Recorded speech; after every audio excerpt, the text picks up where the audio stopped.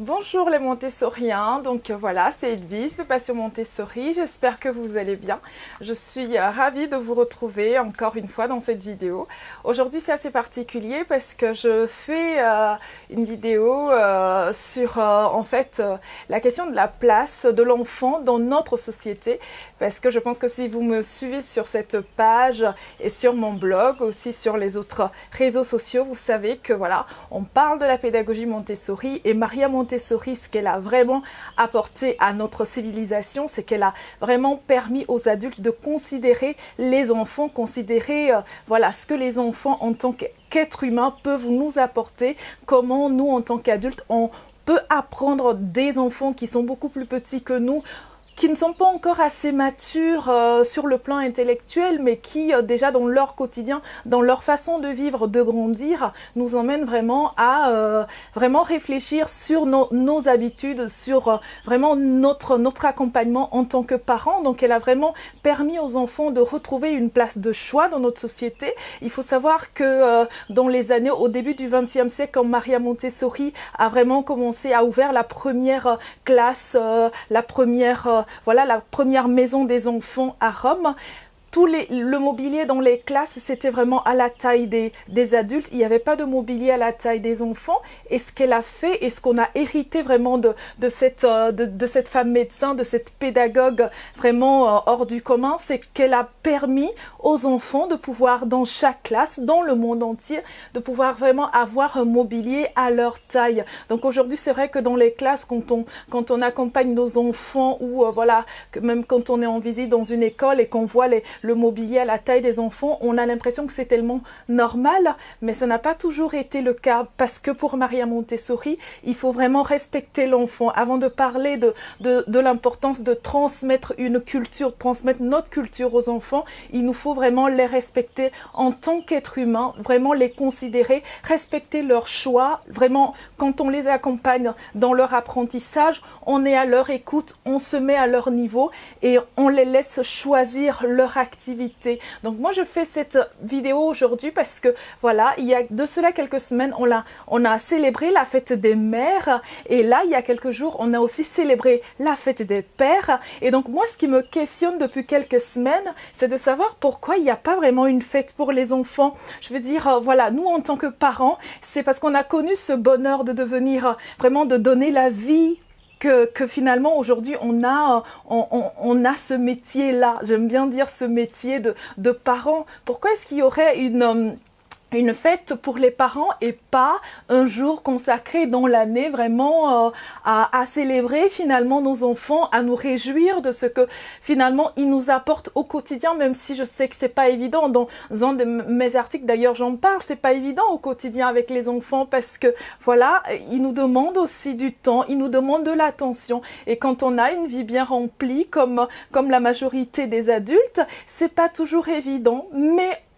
au-delà de tout ça, au-delà des difficultés qu'on peut avoir rencontrées dans notre vie de parents, je pense que c'est important aussi de réaliser que ces enfants-là nous font grandir, ces enfants nous permettent de vraiment vivre une transformation, un changement de paradigme en quelque sorte, parce que je crois vraiment que le fait de devenir parent, ça change beaucoup de choses dans notre vision du monde.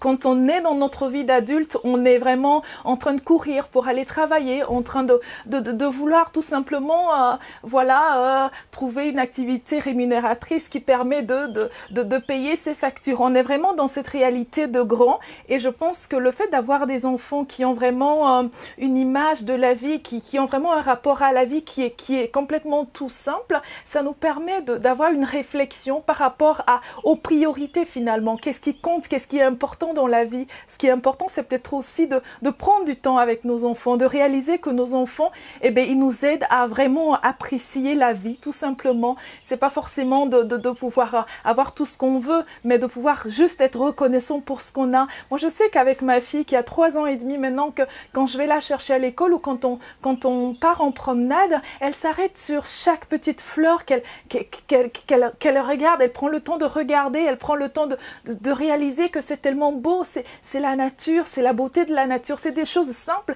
Et moi, en tant qu'adulte, avant de devenir maman, c'est des choses auxquelles forcément je faisais pas attention. Et le fait d'avoir donné la vie, le fait de pouvoir partager la vie de mes enfants finalement, le fait de pouvoir les accompagner dans leur croissance au quotidien, ça me permet d'avoir ce regard neuf sur les choses. Donc je ne sais pas ce que vous en pensez, mais je pense que ça pourrait être une bonne chose. Aussi, comme on a une fête chaque année pour les papas, une autre fête pour les mamans, je trouve que ça pourrait être bien. Je ne sais pas ce que vous en pensez, dites-le moi, si je suis la seule à avoir voilà, cette réflexion, mais ça m'intéresserait de savoir ce que vous pensez de la situation. Est-ce que ça pourrait pas être bien d'avoir juste un jour où on est reconnaissant d'avoir des enfants, on reconnaît officiellement que nos enfants nous apportent vraiment de bonnes choses et qu'on apprend au contact des enfants. Nos enfants nous font grandir et nos enfants, même si je le redis, c'est pas évident tous les jours, nous font du bien, tout simplement. Donc voilà, dites-moi ce que vous en pensez. Je sais qu'il y a une fête, je pense le 20 novembre pour les enfants, mais c'est vraiment une fête des droits de l'enfant. Et vous êtes d'accord avec moi que c'est pas une fête dont on en entend parler aussi souvent. Et voilà, c'est une fête qui passe complètement inaperçue. Je trouve ça dommage. Et pour revenir à Maria Montessori qui a voulu vraiment instaurer vraiment l'enfant comme un être à part entière. Je pense qu'on peut aussi dans notre société d'adultes, même si on a fait beaucoup de progrès, il y a eu aussi Françoise Dolto qui est passée par là et qui a permis de réaliser que l'enfant était un être à qui il faut apprendre à parler et tout ça, on a fait du chemin. Mais aujourd'hui, on peut aussi se dire, pourquoi s'arrêter en si bon chemin et puis ne pas aller jusqu'au bout et puis prévoir une journée dans l'année pour célébrer nos enfants parce que nos enfants vraiment remplissent nos journées de vie, remplissent nos journées de beauté aussi, de merveille. Donc j'ai bien voulu juste partager cette vidéo avec vous pour avoir votre avis sur la question. Donc voilà, dites-moi ce que vous en pensez, envoyez-moi un message sur Facebook, envoyez-moi un message directement en commentaire juste en bas de cette vidéo et puis ça me ferait plaisir d'échanger avec vous. On pourrait peut-être même faire un sondage et puis voir ce que les autres parents en pensent, s'ils trouvent que c'est important, aussi bien pour les parents que pour les enfants, voilà, d'avoir une journée dans l'année pour célébrer la place de chacun, aussi bien des petits comme des grands dans notre société. Je vous souhaite de passer une bonne journée et puis je vous retrouve très vite sur mon blog Passion Montessori, sur les réseaux sociaux, ma page Facebook, sur Twitter et puis voilà, j'ai hâte de vous retrouver. À très bientôt. Au revoir.